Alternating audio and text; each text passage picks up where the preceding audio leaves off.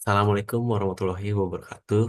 Kali ini saya akan mempresentasikan tentang jurnal yang berjudul Implementasi Aplikasi Berbasis Mobile untuk Pelayanan Jasa Kesehatan.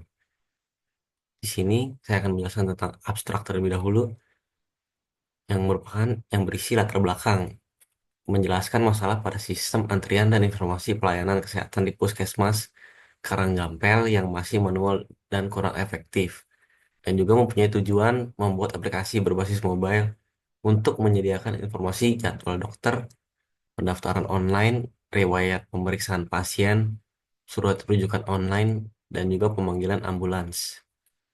Lalu dia juga di sini memiliki metodologi menggunakan metode System Development Life Cycle atau SDLC.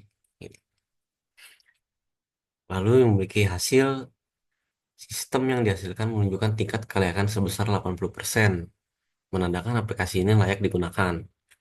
Lalu kesimpulannya, implementasi aplikasi meningkatkan efektivitas dan efisiensi pelayanan kesehatan. Lanjut, saya akan menjelaskan tentang apakah abstrak mencakup keseluruhan inti artikel. Bisa dibilang iya, abstrak ini mencakup inti artikel dengan baik, seperti masalah, tujuan, metode, hasil, dan kesimpulan. Namun, detail metodologi atau data pengujian bisa diperjelas untuk memberikan gambaran lebih mendalam.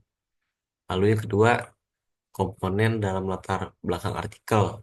Pertama, isi dari latar belakang tentang masalah sistem pelayanan antrian, pendataan pasien, jadwal dokter, dan stok obat masih manual, menyebabkan ketidaknyamanan pasien. Lalu, urgensi penelitian. Teknologi berbasis mobile diperlukan untuk meningkatkan efisiensi dan kenyamanan pelayanan kesehatan. Lalu, tinjauan pustakanya mengacu pada penelitian sebelumnya tentang digitalisasi sistem layanan kesehatan menggunakan model SDLC dan prototype. Lalu tujuan penelitian di sini ada dua, yaitu pembangun aplikasi berbasis mobile untuk digitalisasi pelayanan kesehatan di Puskesmas Karangampel. Lalu saya akan menjelaskan tentang bagaimana latar belakang membantu pembaca memahami pentingnya penelitian. Latar belakang memberikan pemahaman menyeluruh tentang masalah nyata yang dihadapi puskesmas dan pentingnya teknologi untuk mengatasinya. Penjelasannya cukup mendalam, membuat urgensi penelitian jelas bagi para pembaca. Lalu saya akan menjelaskan tentang metode penelitiannya. Di dalam dalam metode artikel ini, saya menjelaskan langkah-langkah metodologinya. Yang pertama, desain penelitian. Di artikel ini menggunakan SDLC dengan model prototyping. Lalu alat yang digunakan di sini menggunakan aplikasi localhost XAMPP sebagai web servernya. Lalu teknik pengumpulan datanya menggunakan observasi langsung ke puskesmas untuk data pasien dan ketersediaan obat. Lalu metode analisisnya, analisis sistem untuk mendefinisikan kebutuhan dan pengujian black box untuk mengevaluasi fungsionalitas aplikasi. Lalu ke poin B, apakah metodologi sudah cukup jelas dan sesuai dengan tujuan penelitian? Di sini iya, metodologi cukup jelas dengan detail tahapan pengembangannya. Metodologi juga relevan dengan tujuan penelitian untuk menghasilkan aplikasi berbasis mobile yang efektif. Lalu ke poin nomor 4, untuk tempat publikasi artikel dan jenis style citasinya. Di sini saya akan menjelaskan sebentar. Stop sharing dulu. Ke sini.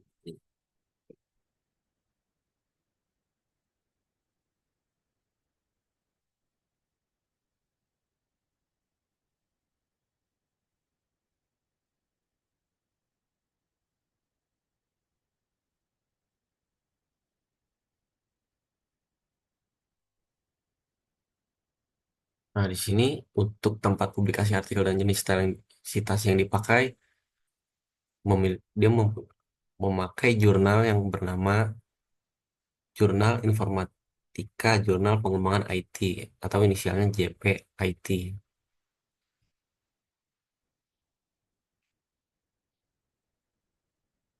Lalu untuk akreditasi di Sintanya memiliki akreditasi Sinta 3 dan tahun publikasinya di tahun 2023. Untuk biayanya, biaya untuk publikasinya di sini dia mematok di harga, bentar,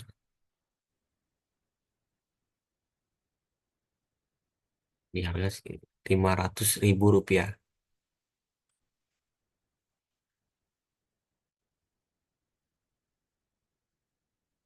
Untuk minimal skor plagiasi di sini artikel ini tidak menyebutkan skor plagiasi minimumnya.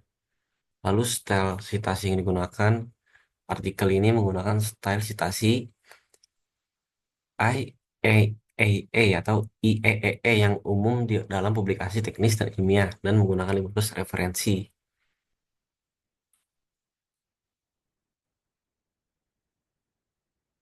Dijelaskan di sini.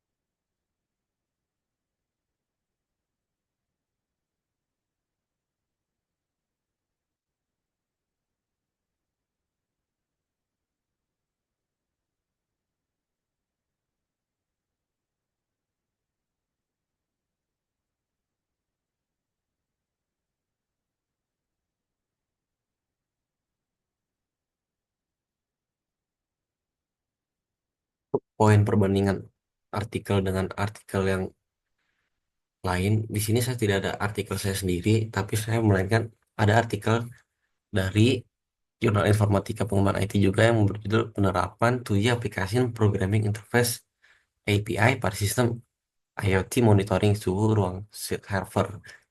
Di sini saya memiliki perbandingan itu, bentar.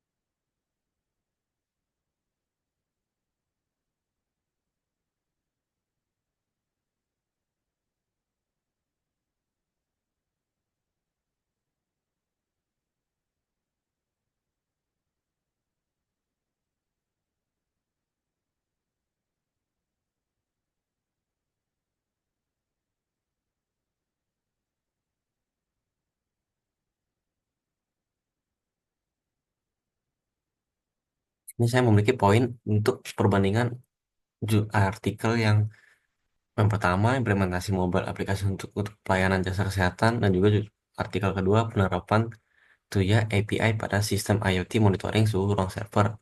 Pertama, dari struktur artikel.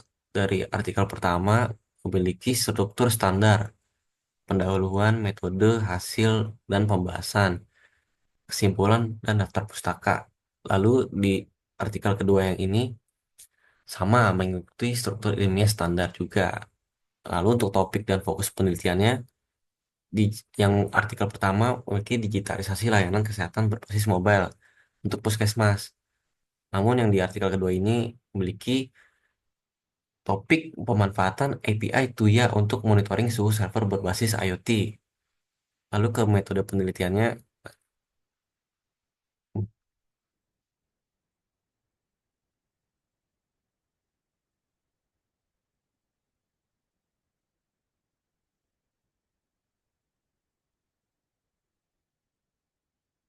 metode penelitiannya di sini artikel pertama menggunakan SDLC model prototyping, sedangkan yang artikel kedua yang ini menggunakan pemanfaatan API berbasis cloud.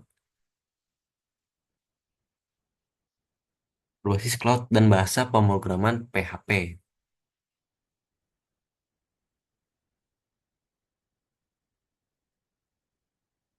Lanjut, untuk hasil penelitiannya, dari artikel pertama mempunyai aplikasi yang meningkatkan efisiensi proses pendaftaran antrian dan manajemen data kesehatan. Sedangkan yang ini u- hasil penelitiannya adalah sistem monitoring suhu lebih praktis menggunakan Cloud API untuk akurasi yang lebih tinggi. Untuk kualitas tulisan dari yang artikel pertama cukup jelas dengan hasil yang terukur dari pengujian black box sampai tingkat keberhasilan 80%. Yang sedangkan yang kedua, detail teknis cukup kuat, tetapi ada beberapa keterbatasan seperti ketergantungan pada internet. Lalu untuk referensi, yang pertama mengacu pada penelitian serupa sebelumnya, relevan dengan topik kesehatan dan IT.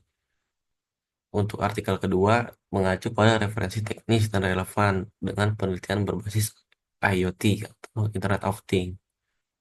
Lalu kelemahan utamanya dari artikel pertama adalah tidak ada uji coba komparasi dengan aplikasi serupa lainnya dan belum dijelaskan potensi pengembangan lebih lanjut.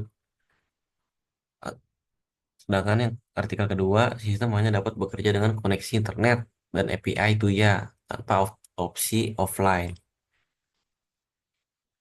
Lalu ke poin 6B, identifikasi kekurangan dan rekomendasi perbaikan dari jurnal pertama. Kekurangannya, pengujian hanya menggunakan metode black box. Tidak ada pengujian penggunaan pengguna yang lebih mendalam untuk memastikan user experience. Lalu yang kedua, tidak ada analisis biaya atau estimasi anggaran untuk implementasi secara luas. Ketiga, dokumentasi pengujian kurang mendalam terkait bug atau kendala teknis. Lalu untuk rekomendasi perbaikannya, kalau dari saya bisa ditambahkan pengujian usability untuk memastikan kenyamanan dan efektivitas penggunaan aplikasi. Kedua, ada sertakan evaluasi komparatif dengan aplikasi serupa sebagai pembandingan. Lalu yang terakhir ada dokumentasikan secara rinci tantangan selama pengembangan dan potensi solusi. Itu untuk presentasi saya tentang menjabarkan isi dari artikel dari jurnal di Sinta. Terima kasih. Wassalamualaikum warahmatullahi wabarakatuh.